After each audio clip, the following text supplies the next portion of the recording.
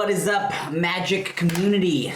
This is Bo, coming in live from my house. Today I'm making a video about Alela Cunning Conqueror, the fairy commander from Wilds of Eldraine. 5 cards that you, if you're building her, might not think to put in the deck. And then 5 cards that I thought were gonna be good in the deck that I ended up taking out. But before we get into it, the question of the day is, why is every lobby on Spell Table chill?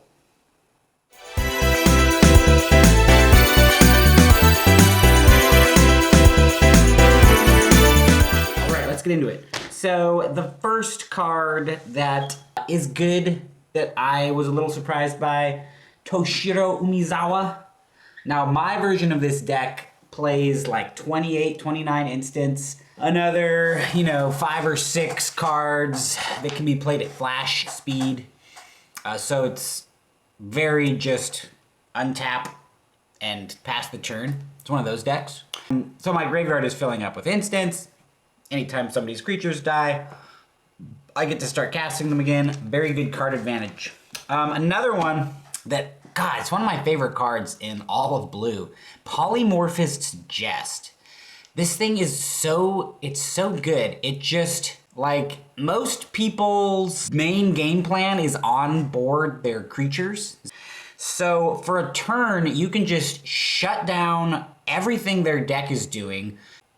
I actually replaced one of the fairy board wipes. I took that out and basically replaced it with Polymorphist's Jest, because if the player is attacking you, you can just turn all their creatures into 1/1s and then block with your fairies, and you can sort of get a board wipe on that player that way. But it's also, more flexible than a board wipe, and it doesn't hit your own creatures. Polymorphist's Jest, just a fantastic card.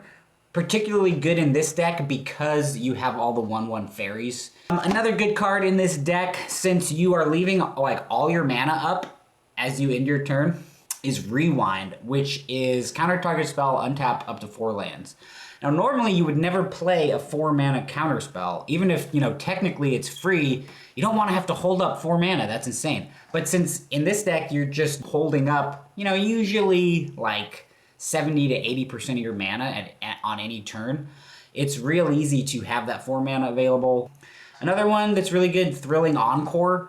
This is another card that in most decks you look at it and you're like, okay, yeah, that's a cool effect, but geez, like, you want me to hold up 5 mana? Like, you want me to wait for a board wipe? This is one of those cards where it just kind of sits in your hand and you don't really have to do anything special because you're just holding up all that mana anyways. And you will just kind of incidentally be like, oh, the board just got wiped and now it's the perfect time to play it. And you guys have nothing and I have 8 creatures. Great card in any deck where you're holding up tons of mana at all times. The last one is Metamorphic Alteration. This card, it's not instant speed, so it loses a point for that. But 2 mana, it's like a Kinrith's Transformation in terms of removal. You just stick it on somebody's commander, and now their commander is, let's say, a 1/1 fairy. But you can also turn one of your 1/1 fairies into the biggest threat on the board. And it's just 2 mana. It's so versatile, and it just can solve so many problems for you. Fantastic card. Run it in more decks. Cards that I ended up taking out that I thought were going to be better. Tegwill's Scouring. This is like the fairy board wipe from that set, or it's one of them. You just don't really want to be wiping the board a whole lot with this deck. I mean, you've got Alela's ability to goad the worst threats on the board. So ideally, they should be, hitting each other with those. And the name of the game with this deck is kind of slowly building up your fairies. And it does take a while. So the board wipes are just not great for you. Even if you can cast them at an instant speed. I would rather play a card like Polymorphist's Jest or Sudden Spoiling, which is basically the same card in black. And just shut down one person's board, and I get to keep my board. Okay, Tegwill's Scouring, yeah, just not super great in this deck. Irenicus's Vile Duplication was another one that I took out. 4 mana sorcery. Oh, double commander triggered abilities. and it just wasn't as great. Let's see, another one that I thought was going to be better, Pulse of the Grid. 3 mana, draw 2 cards, discard a card. If an opponent has more cards in hand than you, return Pulse of the Grid to your hand. So this, as long as you're casting it when you have fewer cards than other people, it's an instant that can just go back to your hand and constantly be generating you fairies and netting you a card. I played it in one game, and it took like 4 turn rotations before someone had more cards than me. It's 3 mana, which is kind of a little more than we want to be doing. It just didn't work as well as I was hoping it would. Blightwing Bandit.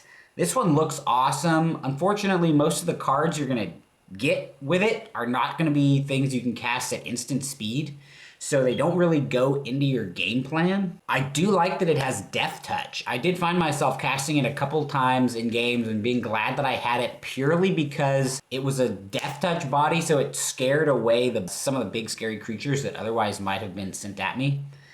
But the, 4 mana is a lot, and you can't cast it at instant speed, so it's just not really giving you enough. The last one that I wasn't as impressed with is Perplexing Test. So your board is always going to consist of token and non-token creatures. So it's never going to be a one-sided board wipe where you get to keep everything that you have and everybody else gets screwed.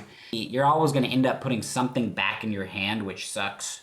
You need a board wipe. It's typically just for one player. There's one player that is getting way out ahead of everyone else and is, boning you. That's when, somebody find a board wipe.